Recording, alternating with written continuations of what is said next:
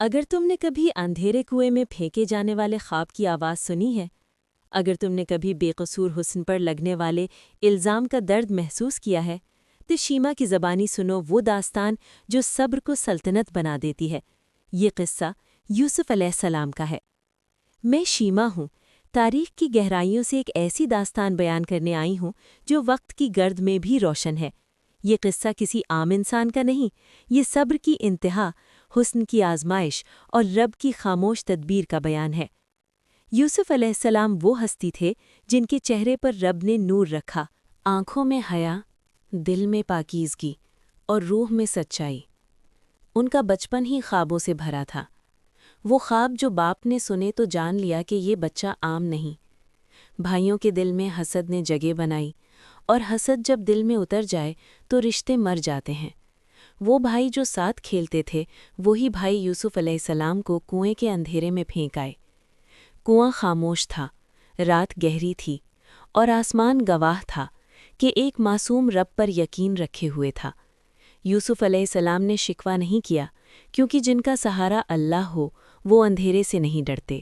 قافلہ آیا، یوسف علیہ السلام مصر پہنچے اور غلام بنا دیے گئے۔ لیکن غلامی نے ان کی عظمت کم نہ کی، کیونکہ عزت انسان کو حالات نہیں رب دیتا ہے۔ عزیز مصر کے گھر میں جوانی آئی اور حسن پورے مصر میں چرچا بن گیا۔ وہ حسن جو آزمائش بن گیا۔ ایک عورت کا دل مائل ہوا اور نفس نے سر اٹھایا۔ دروازے بند تھے، فضا میں خاموشی تھی، اور گناہ قریب تھا۔ لیکن یوسف علیہ السلام کا دل رب سے بندھا ہوا تھا۔ انہوں نے نگاہ جھکا لی اور بھاگنے کو ترجیح دی۔ پاک دامنی کا انعام یہ ملا کہ الزام لگا اور قید خانہ مقدر بن گیا۔ شیما کہتی ہے، یہ وہ مقام ہے جہاں اکثر انسان ٹوٹ جاتے ہیں، مگر نبی نہیں۔ قید خانہ اندھیرا تھا، لیکن یوسف علیہ السلام کی زبان پر شکر تھا۔ انہوں نے قیدیوں کو خوابوں کی تعبیر بتائی اور رب کا پیغام سنایا۔ سال گزرے، یوسف علیہ السلام کو کوئی یاد نہ رکھ سکا، مگر اللہ یاد رکھتا تھا۔ بادشاہ نے خواب دیکھا اور تعبیر صرف یوسف علیہ السلام کے پاس تھی۔ قید سے تخت تک کا سفر ایک لمحے میں طے ہوا۔ وہی یوسف جو غلام تھے، وہی مصر کے خزانے کے نگران بنے۔ بھائی دربار میں آئے، آنکھیں جھک گئیں اور شرمندگی خاموش تھی۔ یوسف علیہ السلام نے بدلہ نہ لیا، کیونکہ ان کے دل میں نبوت تھی، انتقام نہیں۔